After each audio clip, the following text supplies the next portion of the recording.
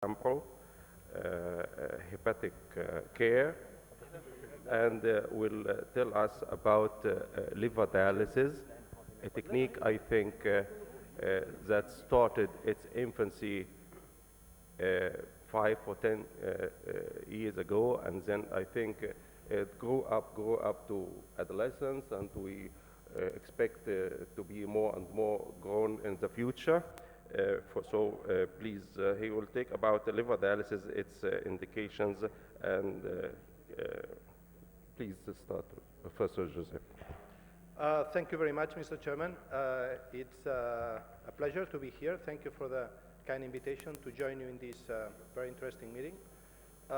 My talk, as the Chairman said, it's going to focus on liver dialysis, and particularly on albumin dialysis and the MARS system. So basically our approach, and I think it's the approach of the expert in this field, is that any patient with liver failure requires to receive the optimal medical treatment. But in some cases, this is not enough. And then it's when, in our opinion, a liver support device or liver support system plays a role to get some patient improvement in terms of neurological, hemodynamic, biological, etc., right? To bridge the patient either to liver regeneration or to liver transplantation, with the purpose, with the goal, ultimate goal of increasing recovery and survival. So the system, the MARS dialysis system is based on the concept of kidney dialysis, as you can see here in the picture. The difference is that between the dialysate and the patient, we just include one closed loop of albumin circuit with the purpose to be able to remove those substances that accumulate in patients with liver failure, which are not, most of them are not either soluble, but they are albumin bound. As you can see here, this is a different kind of picture of the same system. And what I would like you to pay attention is basically, the membrane. The membrane, the pore size of the membrane of the MARS flux allows the pass of hydrosoluble substances and small molecules, but also some albumin-bound substances that are attracted by the, let's say, differential concentration gradient of the albumin circuit, which has albumin at a concentration of 20%. In certain way, the MARS system tries to imitate the normal process of hepatocyte detoxification, in which, as you can see in a very simplified way, the toxin, which is albumin bound, approach the hepatocyte, and once it is released inside the hepatocyte, it goes through an intracellular transport and biotransformation, leading to the rejection of these substances through the bile. In patients with liver failure, this natural process is interrupted. There is a dysfunction of detoxification, and this is where, our system tries to replace this failing function. Here is another picture of the same system in a dynamic way, in which you can distinguish the blood circuit, the dialysate circuit, and in the middle, the albumin circuit. So basically the concept of detoxification is based on the so-called toxin hypothesis, in which, a patient with liver failure has a decreasing synthesis, metabolization, and detoxification, which leads to the accumulation of toxins, some of them vasoactive, some of them albumin-bound, other water-soluble. And based on the expert opinion, this accumulation of toxins leads to the impairment of different organs of the body, like the central nervous system with the development of hepatic encephalopathy, the cardiovascular system with an hyperdynamic circulation, and the renal dysfunction when the organ that suffers is the kidney. The MARS flux membrane, especially here, there is a nephrology audience, experts in the field of dialysis. I would like to tell you that the cutoff membrane of the MARS flux, it's about allowing the pass of substances up to 50 kilodaltons. So then, one could expect that the MARS system removes substances like ammonia, aromatic amino acids, nitric oxide, etc., some interleukins and some cytokines, but not proteins, clotting factors, or immunoglobulins. So since the very beginning of the development of albumin dialysis, the system proves the capacity to remove albumin-bound substances, as you can see in the picture, by the removal of bilirubin and bile acids. But also, when some investigators associated the nitric oxide levels to the development of the hemodynamic instability, the Mars system also proved the capacity to remove nitric oxide, as you can see here, and also in the graph below, where there is a correlation between the plasma concentration of nitric oxide in the patient and in the dialysate. What I'm going to do right now is just in a schematic way, in a structured way, to show you, the impact of the system in different parameters of liver function. We will cover, the effects of Mars on the cardiovascular system, on the cerebral function, on the kidney function, on the liver function, and some quality of life issues like, for example, the intractable pruritus in cholestatic syndromes. When we, let's say, position our therapy in front of patients with liver failure, of course, we distinguish the two main syndromes, which is acute liver failure in patients with no pre-existing liver disease versus cirrhotic patients that may suffer decompensation, the so-called acute on chronic liver failure. First of all, I would like to ask you to pay some attention to some small trials that looked at the effect of Mars on survival. This was the first control study in patients with hepatorenal syndrome type 1. Acute on chronic liver failure complicated by hepatorenal syndrome type 1, in which the Mars system was compared to the hemodiafiltration. In this study, at the end of the 30 days study period, it showed that the survival in patients treated with Mars was significantly higher than patients treated with the standard medical therapy.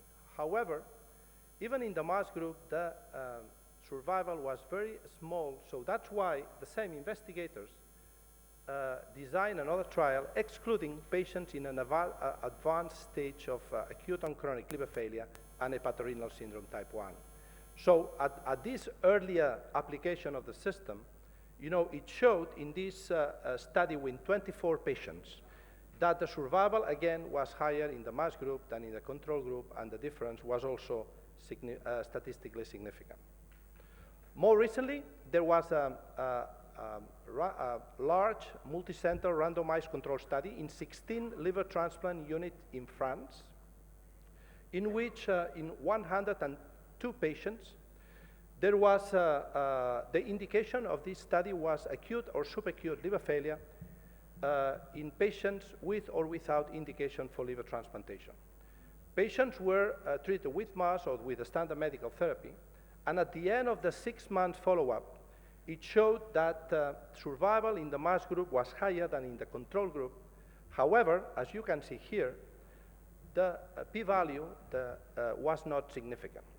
The main reason for that was that, interestingly enough, more than 2/3 of the patients were transplanted in a very short period of time. In fact, surprisingly, the time between randomization and first incision in the operating room was only 16 hours. As you can imagine, most of the patients in the Mars group were not able to receive more than one Mars session, instead of the 3 sessions, which was the scheduled treatment in the protocol. That's why the investigators did some sub-analysis comparing the transplant-free survival in patients that received at least 3 Mars sessions versus those patients who had received less than 3 Mars sessions, showing a significant survival improvement in the Mars group, both when comparing to the Mars group and the whole ITT population. More recently, in another study that I will refer later on hepatic encephalopathy, which was the primary endpoint, they showed in a sub-analysis that those patients that responded well to the therapy had a higher survival at 6 months than the non-responders you can see here. Now I'm going to refer to one of the systems that are, let's say, more dramatically improved with the albumin dialysis therapy, which is hepatic encephalopathy. In the second study I referred before, they also, in these patients with acute and chronic, they also looked at the hepatic encephalopathy improvement with Mars versus standard medical therapy, showing that in this 30 days study period, patients treated with Mars have were free of hepatic encephalopathy at the end of the study, while patients in the standard medical therapy got worse that had, on average, an HE level of 3. This is another study, a very important study, with 70 patients that was designed in combination with the FDA to get the approval by the FDA of MARS in acute and chronic liver failure complicated with hepatic encephalopathy. This study was led by an Egyptian prestigious hepatologist working in the United States, Dr. Tarek Hassanein, and it showed a significant improvement of the hepatic encephalopathy in the MARS group compared with standard medical therapy group. Thanks to the good results, the positive results of this study, the product was approved for these indications, being right now in the United States the only liver support device approved in that country. So in addition, we have other studies like this one, which is a large randomized control study in which in one population of 189, there was a subgroup of 58 patients with hepatic encephalopathy. This study showed that in these subgroups, the percentage of patients with HE grade 0 to 1 at day 4, and also the proportion of evaluations in which HE decreased from grade 2 to 4 to 0 to 1 was almost was more, let's say, important, was higher in the MAS group than in control group, reaching almost a statistical significance. One of the main complications of patients with acute liver failure is the development of brain edema and high intracranial hypertension. We have also tried to look at the effect of MARS in this particular complication. It's difficult to do that because due to the side effects of ICP monitoring, there is very few centers that do that on a standard basis. For example, you know, here is just a very small study showing the capacity of the system to reduce ICP in patients with acute liver failure.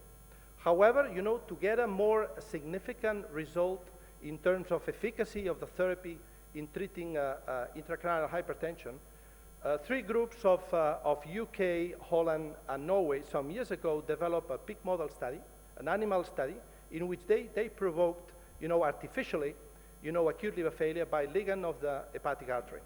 Besides the sham group, which did not suffer the intervention, one of the 2 remaining groups got at the same time a MARS therapy at the same time. And they followed, you know, the intracranial pressure during the 6 hours of the therapy, showing that the MARS system was able to prevent a major rise on intracranial pressure. More data, in this case, on hepatorenal syndrome. I mean, many studies have shown that in patients with acute and chronic liver failure, MARS has a positive effect in improving renal blood flow and hepatic blood flow. And for example, in the first study on hepatorenal syndrome, you can see here that the patients that in the MAS group had a high survival. This was correlated to an increase in the urine volume in the MAS group, but not in the control group. And this improvement in the urine volume was, let's say, correlated with an increase on mean arterial pressure, as you can see here in the slide. Also, in one of the studies I referred before, again, there was a group on hepatorenal syndrome. In this group, it was shown that the proportion of patients with a creatinine reduction below 1.5 milligram per deciliter was higher in the MAS group than the control group, reaching almost a statistical significance. More data now on hemodynamics. I mean, many of the complications of patients with liver failure are associated, you know, to some hemodynamic instability, hyperdynamic circulation, etc. Different studies have shown, like the one you can see here, that the use of MAS was associated to an increase on mean arterial pressure.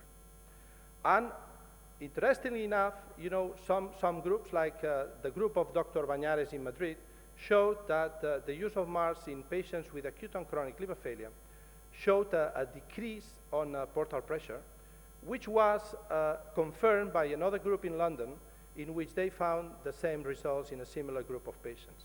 And there's some criticism that this reduction of portal pressure could be associated just because of the fact of applying extracorporeal therapy to these patients. You know, this group in London, in a similar group of patients, did the same thing with hemofiltration, and showing that only the patients that received MARS had a significant decrease in portal pressure.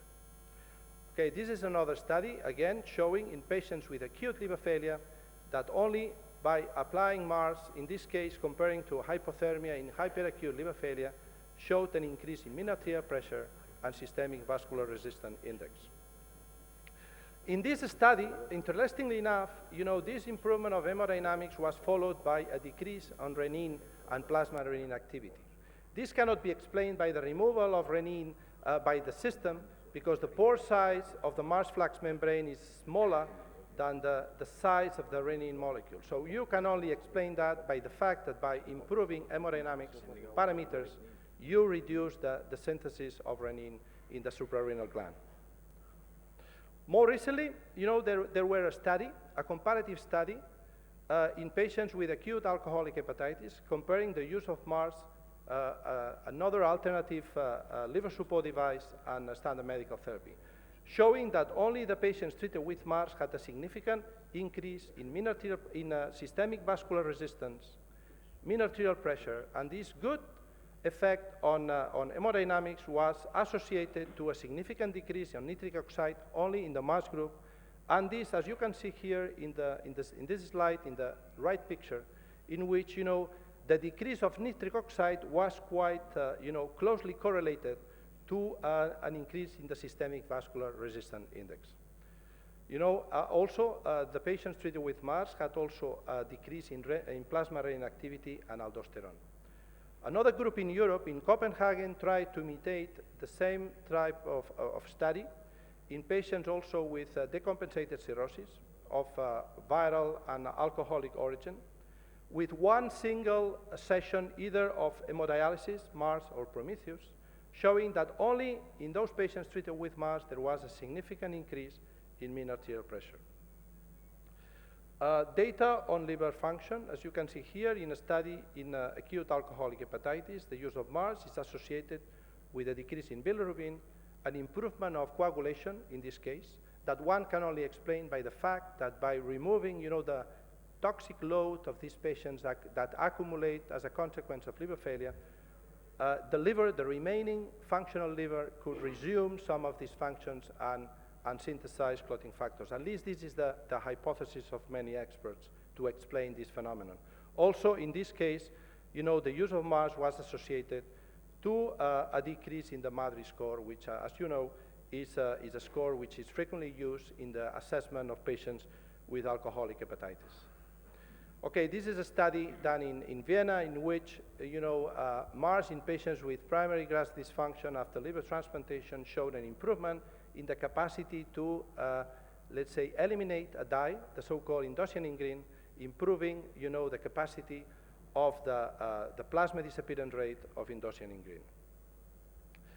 Last but not the least, the effect of Mars on pruritus. I mean, certain patients with cholestatic liver disease had, during the natural evolution of the disease, a very important symptom, which is pruritus, itching, And in some cases, this itching symptom cannot be alleviated by standard medical therapy. That's why, one of the leading experts in this field, Dr. Parés from Hospital Clínic Barcelona, tried in patients that did not respond to any medical therapy the use of Mars in this setting. As you can see here in the green bar, the patients during the 15 days previous to the therapy, they score their own feeling, their own perception of pruritus, being 100 the maximum they could imagine, 0 the absence of pruritus, showing, as you can see here, that a significant decrease in the itching feeling or in the pruritus. I mean, this was followed by other centers, like a center in Italy, looking at the same symptom, in this case with HCV-related cirrhosis, also with the same effects, and also in a group in London where they established, a program funded by the National Health Service, treating patients with intractable pruritus due to cholestatic liver disease who are candidates for liver transplant, showing also that, the application of some Mars sessions along the year can prevent these patients to be transplanted. More recently, Dr. Parés gathered data from different hospitals in Spain, showing that on average, the decrease in the feeling, in the perception of itching decreased 72% immediately after the session, and still 30 days later, it still remained above 50%. Okay, these are